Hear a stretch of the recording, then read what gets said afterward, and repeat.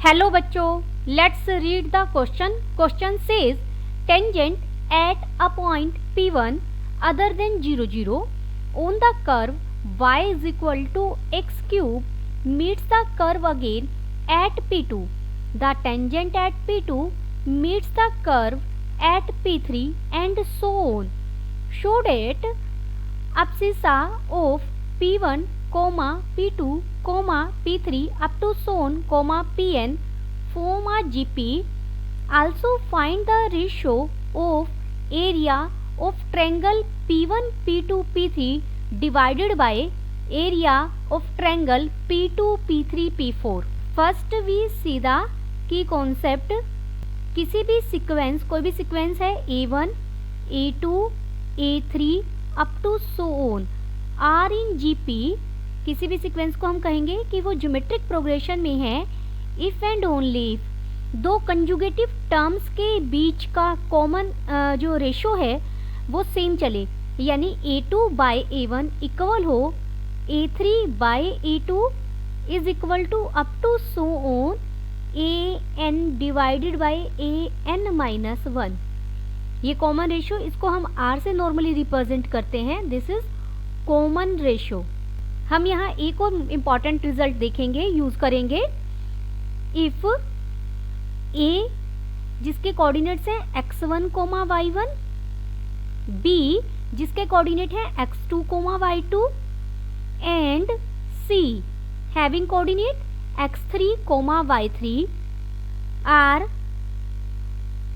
vertices of triangle ABC, then its area. तो इस triangle का हम एरिया कैसे फाइंड आउट कर सकते हैं? देखिए, एरिया को अगर मैं डेल से रिप्रेजेंट कर रही हूँ तो एरिया क्या होगा 1/2. और अब डिटर्मिनेंट फॉर्म से हम यहाँ सॉल्व करेंगे. जो पहला कोऑर्डिनेट है x1, y1 वो यहाँ लिख दीजिए, जो दूसरा x2, y2 और थर्ड कोऑर्डिनेट x3, y3. और आप इसका थर्ड कॉलम बनाएंगे जिसमें सभी एंट्रीज क्या डालेंगे 1 1 1. ये हमारा ट्रायंगल का एरिया हो जाएगा. अब क्वेश्चन में क्या गिवन है? कोई कर्व है y is equal to x cube. Given curve is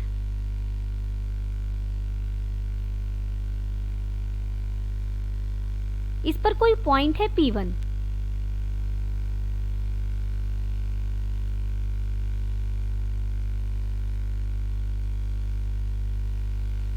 Let any point on P1, any point P1 on curve.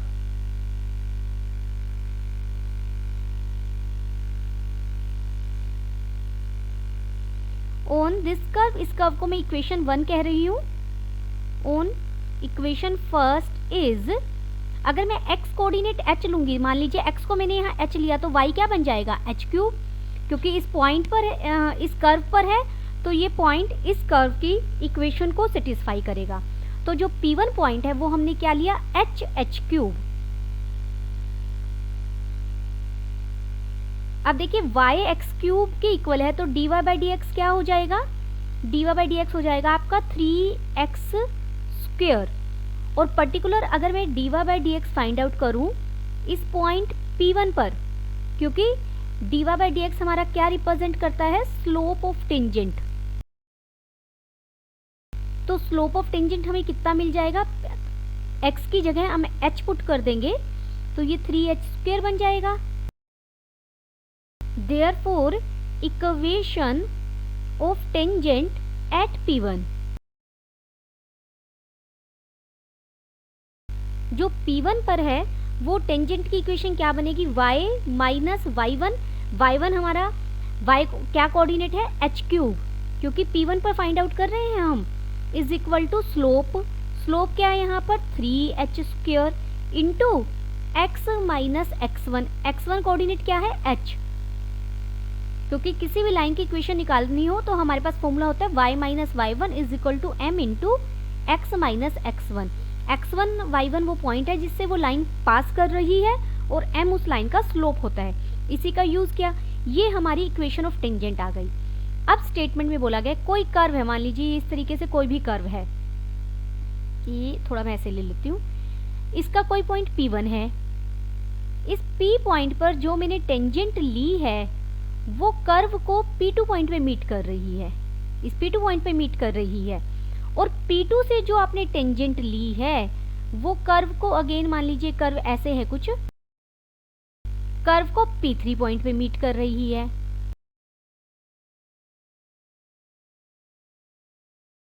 फिर आप P3 पे टेंजेंट लेंगे, जो P3 पर टेंजेंट लेंगे वो इसी कर्व को कहीं P4 पे मीट कर रही है।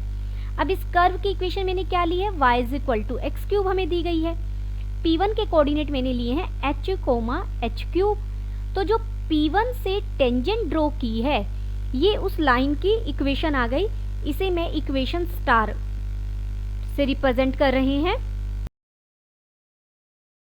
अब ये टेंजेंट P2 पॉइंट पर मीट कर रही है, since it meets y = x³ जो हमारी कर्व है एट P2 पर मीट कर रही है, तो P2 का जो कोऑर्डिनेट्स होंगे वो इस लाइन की इक्वेशन को सेटिस्फाई करेंगे। तो हमने P2 के जो y की वैल्यू है, यहाँ पर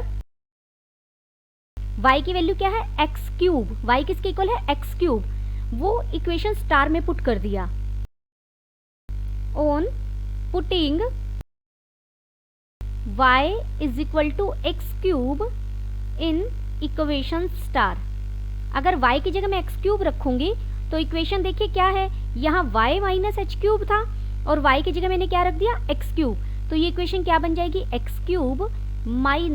h³ = 3h² into x - h। इसे हम फैक्टराइज करेंगे, ये बन जाएगा x - h into x² plus h² plus xh, a³ - b³ का फॉर्मूला या आइडेंटिटी यूज की हमने, 3h² x - h, यहाँ x यहाँ से मैं कह सकती हूँ, देखिए इन्हें आप वन साइडेड लेंगे और x - h कॉमन ले लेंगे, तो ये बन जाएगा x² plus h² plus xh minus 3h² = 0। यहाँ से एक तो x h के इक्वल आ गया और एक हमें इक्वेशन मिली x² plus xh minus 2h² = 0। ये 3h² को इस h² के साथ सॉल्व करके मैंने -2h² लिख दिया। अब यहाँ से हम इसे फैक्टराइज करेंगे तो ये बन जाएगा x - h और x प्लस 2h = 0। यहाँ से x की दो वैल्यूज मिली, फिर h और क्या मिली, -2h। h तो हमें यहाँ से भी मिला था, और h अगर आप x को h रखेंगे तो y क्या हो जाएगा, h³, ये तो हमारा P1 पॉइंट था।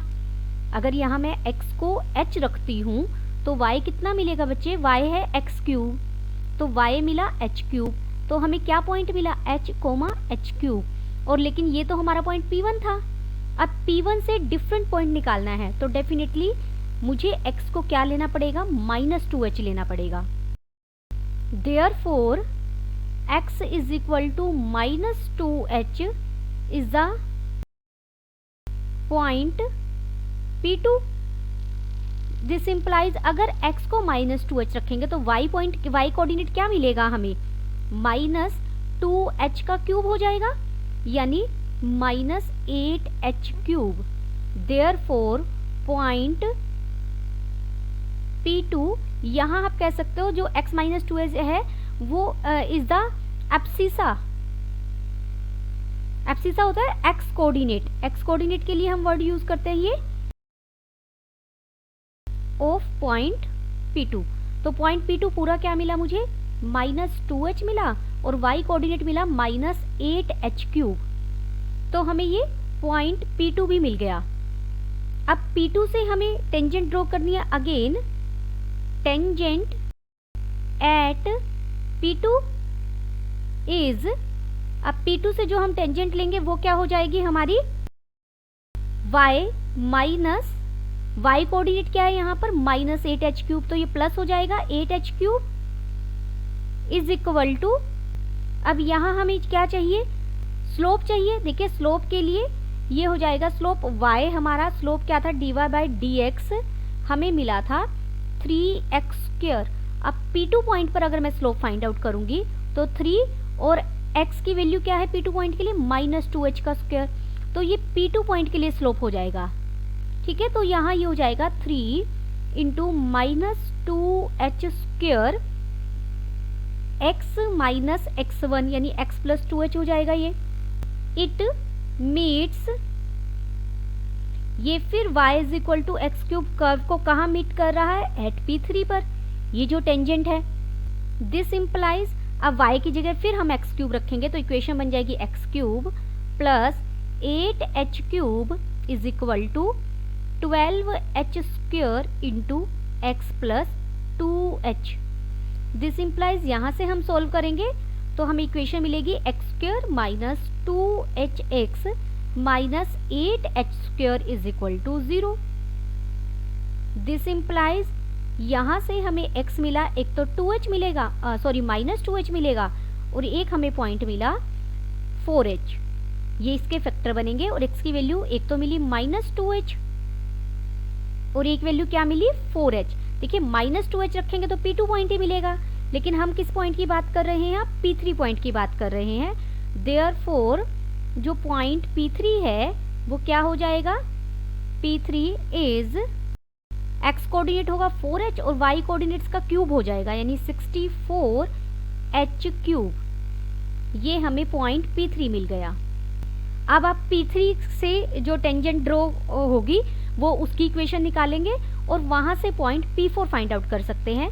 तो अब हम लिख रहे हैं सिमिलरली वी गेट, सिमिलरली वे से आप करेंगे तो हमें पॉइंट P4 मिल जाएगा और उसके वो क्या मिलेगा हमें -8h मिलेगा और यहाँ मिल जाएगा -8h का क्यूब। अब सीसा होता है जो x कोऑर्डिनेट होता है, किसी भी पॉइंट के x कोऑर्डिनेट को हम एब्सिसा बोलते हैं। हेंस एब्सिसा आर, क्या क्या एब्सिसाज मिले हैं हमें, देखिए P1 का x कोऑर्डिनेट क्या था h, P2 का x कोऑर्डिनेट क्या था -2h, P3 का x कोऑर्डिनेट क्या था हमें मिला था 4h और P4 का x कोऑर्डिनेट क्या मिला है -8h, अप टू सोन। इसी तरीके से आप करते चले जाएंगे। अब यहाँ देखिए ये पूरी T1 का है मेरी, ये मेरी T2 है, A1 A2 भी बोल सकते हैं आप इसे, ये T3 है। यहाँ T2 बाय T1 कीजिए, T2 बाय T1 कितना मिलेगा -2h by h, that is -2। T3 by T2 कीजिए यानी 4h divided by -2h, we get again -2। Therefore these form an a GP, ये एक GP फॉर्म कर रहे हैं, यही हमें करना था। फर्स्ट पार्ट हमारा प्रूव हो गया। नाउ अब हम सेकंड पार्ट पर चलते हैं। सेकंड हमें क्या फाइंड आउट करना है, जो एरिया है ट्रायंगल P1 P2 P3 उसको हमने D1 बोल दिया and area of triangle, let कर सकते हैं आप, ये लेट वर्ड भी लिख लीजिए यहाँ पर, ट्रायंगल P2 P3 P4 इसको हमने D2 बोल दिया। तो यानी अब मुझे क्या निकालना है, D1 bye D2। Therefore D1 bye D2 हम फाइंड आउट करेंगे। अब D1 हम फॉर्मूला लगाएंगे, एरिया कैसे फाइंड आउट करें, 1/2 एंड डिटर्मिनेंट किसका निकालना है, P1 P2 P3। तो P1 कोऑर्डिनेट आएंगे यहाँ पर h, h³, P2 के कोऑर्डिनेट आएंगे -2h -8h³, P3 के कोऑर्डिनेट आएंगे 4h और फिर यहाँ पर आ जाएगा 64h³ और थर्ड कॉलम मैंने आपको बताया था क्या रखेंगे 1 1 1 डिवाइडेड बाय, अब D2 के लिए, D2 के जो वर्टेक्सेस हैं वो क्या है P2 P3 P4। तो पहले P2 का कोऑर्डिनेट आएगा -2h -8h³, P3 का कोऑर्डिनेट आएगा 4h 64h³ और फिर P4 का कोऑर्डिनेट आएगा जो है -8h और यहाँ पर -8h का क्यूब करेंगे तो हमें मिल जाएगा -512h³ और थर्ड कॉलम हम हमेशा 1 1 1 सेट करेंगे, 1 1 1 रखेंगे। दिस इज इक्वल टू, जो ऊपर वाला है वो आप एज इट इज रख लीजिए, 1/2 h क्यूब और 1 minus 2h minus 8h cube और 1, और थर्ड है 4h 64h क्यूब और 1 डिवाइडेड बाय, देखिए ये 1/2, ये 1/2 से 1/2 आप कट भी कर सकते हैं।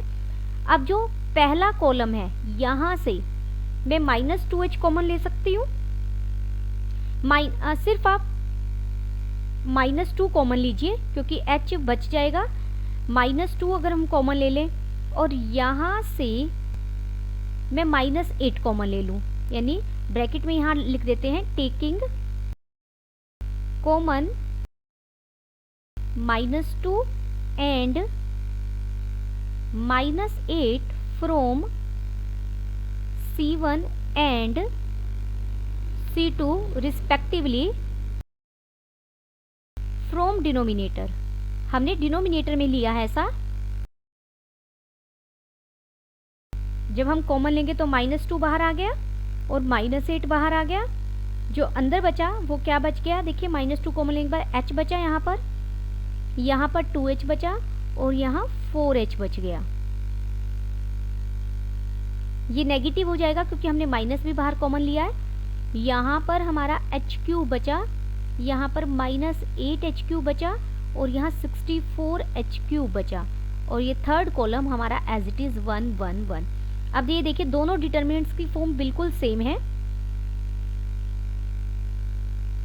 यानी ये डिटर्मिनेंट की वैल्यू और इस डिटर्मिनेंट वैल्यू सेम आएगी और ये कट जाएगी।